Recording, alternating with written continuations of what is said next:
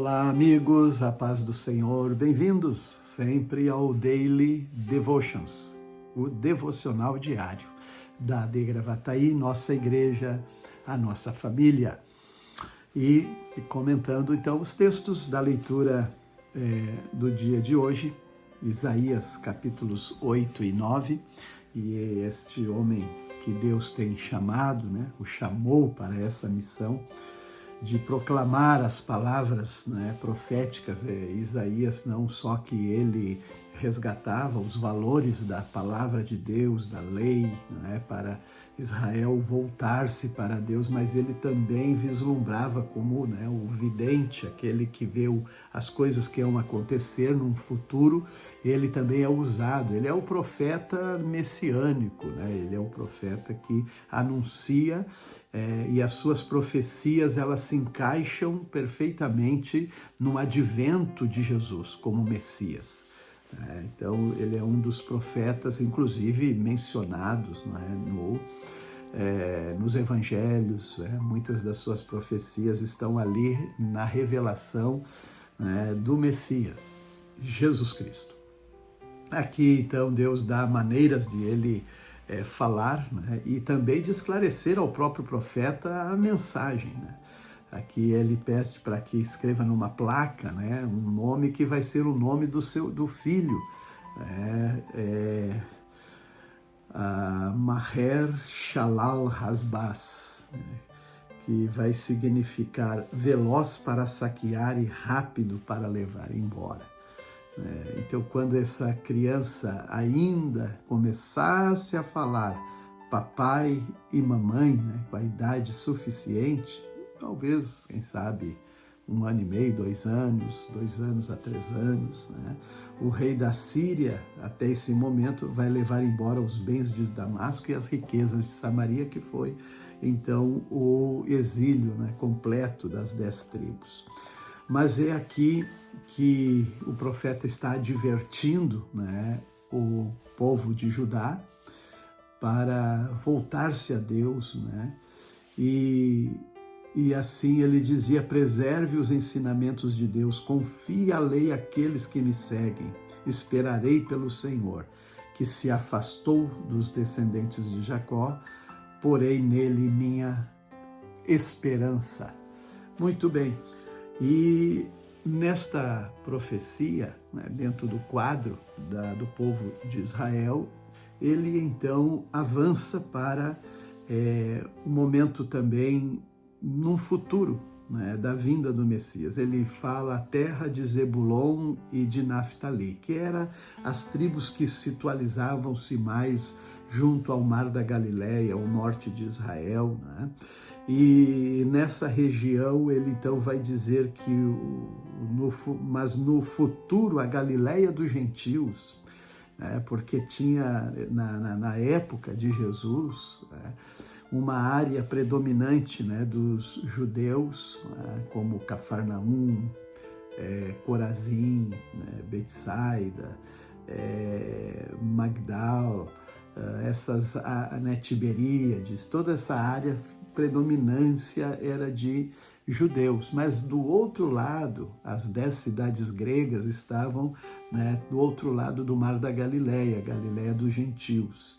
E é aqui que ele então profetiza, localizada junto à estrada entre o Jordão e o mar. Conhecida essa estrada nos livros da história da região como Via Maris, a via do mar, o caminho do mar. Ele passava pela Galileia e ia em direção ao mar Mediterrâneo para então ir também ao Egito, descendo para a África, levar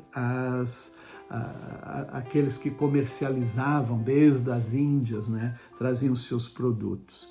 E é importante que é justamente ali que se estabelece o QG de Jesus, em Cafarnaum, e onde estavam também o centurião ou os centuriões de Roma, num lugar que se estabelecia uma alfândega. Lembra que tinha Mateus, Levi, que trabalhava como cobrador de impostos? Então, toda aquela área ali era muito importante, estratégica, né, por onde passavam então todas essas gentes. E eu acho importante, e aí ele vai dizer que se encherá de glória.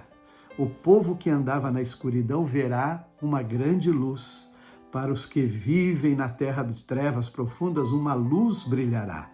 Então ele está profetizando o ministério de Jesus naquela região, e as pessoas que por ali passavam, né, perceberam que a glória do Senhor desceu ali na pessoa do Senhor. E muitos iam adiante, e foi tão estratégico porque essas pessoas que por ali passavam, mercadores, iam levando as coisas que eles ouviam. Olha, tem gente aqui curada, paralíticos, leprosos, ressuscitados, toda, né? E a palavra diz que esse homem junta multidões, e a palavra dele traz esperança, nova vida, e aquilo ia levando adiante a mensagem do Senhor. E é nesse capítulo também, né, o capítulo 7, 8, que vai então o profeta dizer: um menino nos nasceu, um filho nos foi dado, o governo estará sobre os seus ombros, e ele será chamado Maravilhoso Conselheiro, Deus Forte, Pai da Eternidade, Príncipe da Paz.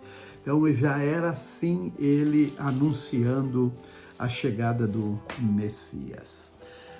Mas o profeta segue então, né, trazendo as suas palavras ao povo de Israel, e também anunciando juízos terríveis. Agora Paulo escreve ainda, né, nessa segunda carta aos Coríntios, nesse capítulo 12 ele entra num testemunho que ele procura buscar toda a sua capacidade, né, de humildade, e ele fala de um testemunho que a gente percebe pelo texto, né, que ele mesmo acaba revelando que tem a ver com ele, que teve uma visão até subindo, né, ou no corpo ou fora do corpo, ao terceiro céu, e viu coisas que não é capaz um homem descrever em palavras. Coisas lindas, inefáveis, diz alguma tradução, né? E esse homem, ele disse: assim eu vou me orgulhar, né? E ele não queria dizer certamente tão claro que era ele, né? Mas ele dá testemunho sim do que ele presenciou, né? E aqui nessa palavra ele não queria se tornar arrogante, e até mesmo fala de um espinho na carne, né, que era um mensageiro de Satanás que trazia para ele certamente uma memória, algo que lhe constrangia, e ele não suportava mais, até que Deus falou: Paulo, a minha graça te basta. Quer dizer, o perdão, tudo que eu fiz por ti, né, te salvei, te purifiquei, é isso que basta, né? E aquilo confortou o coração do apóstolo Paulo. O Salmo 55 também, ele expressa agora uma experiência de Davi, né? Quando ele fala, não propriamente indignado com os inimigos, os perversos, os que eram contra ele, mas ele disse: não é meu inimigo que me insulta. Se fosse, eu poderia suportar. Não são meus adversários contra mim, mas é você, o meu igual, né? Meu companheiro, amigo chegado, né? Esses que, quando vem a destruição, a traição, traz muitas decepções, né?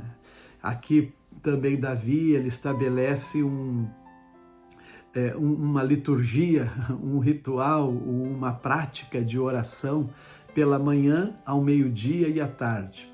Algumas traduções, mais do original, vai dizer pela manhã, à tarde e à noite, né? Baboker, Baerev, né? E aí ele coloca como uma prática de oração na sua vida. É muito importante. O Provérbios, então, vai dizer: não se desgaste tentando ficar rico. Tenha discernimento para saber quando parar. É difícil, mas essa é a maneira que nós precisamos também estar ciente, né, da nossa vida, e que Deus nos ajude. Que Deus abençoe a todos.